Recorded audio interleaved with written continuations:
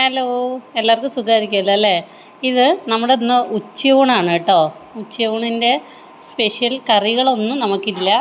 തോരനാണ് കേട്ടോ. അതാണ്ടോ തോരൻ, മെഴുക്ക് വരട്ടി എന്നൊക്കെ പറയും. ഇത് കൂർക്കില്ലേ, കൂർക്കയും ഒരു ഉരുളക്കിഴങ്ങും പിന്നെ നമ്മുടെ ഇവിടെ ഉണ്ടായ വഴുതനങ്ങയാണ് കേട്ടോ. അതാണ്ടോ വഴുതനങ്ങയും കൂടെ നീളത്തിലുള്ള വഴുതനങ്ങയില്ലേ, അതും കൂടി ഇട്ടിട്ട് വെച്ചേക്കുന്ന തോരനും മെഴുക്ക് വരട്ടി.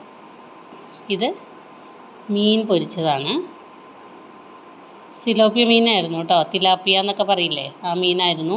അപ്പോൾ മീൻ കൊണ്ടുവരുന്ന ചേട്ടൻ വന്നിട്ട് ആ ചേട്ടൻ്റെ കയ്യിൽ നിന്ന് വാങ്ങിയതാണ്. മത്തിയും സിലോപ്പിയ ഉണ്ടായിരുന്നു. മത്തി തീരെ ചെറുതായിരുന്നു. അപ്പോൾ നമ്മൾ സിലോപ്പിയ വാങ്ങി വറുത്തു. അമ്മ വറുത്താണ്. അപ്പോൾ കറിയൊന്നുമില്ല. അപ്പോൾ നമ്മൾ കറിയൊന്നും ഇല്ലാത്ത സമയത്ത് എന്താണ് ചെയ്യുക? ചില സമയത്ത് തൈരൊക്കെ ഒഴിച്ച് കഴിക്കും. അല്ലെങ്കിൽ ഇതുണ്ടോ ഈ മീനിൻ്റെ അരപ്പ് എടുത്തതാണ് കേട്ടോ. അതിങ്ങനെ വെച്ച് ഇങ്ങനെ പുരട്ടി കറി പോലെ പുരട്ടി ഇങ്ങനെ കഴിക്കണം.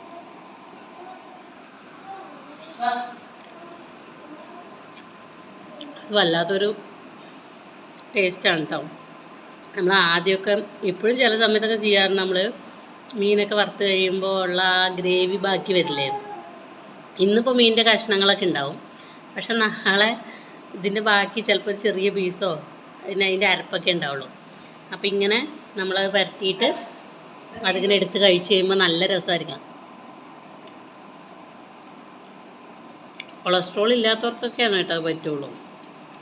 കുറച്ച് എണ്ണയൊക്കെ അല്ലേ. മീനിൻ്റെ പീസും കൂട്ടിയിട്ട് പുരട്ടി കൂട്ടിയിട്ട്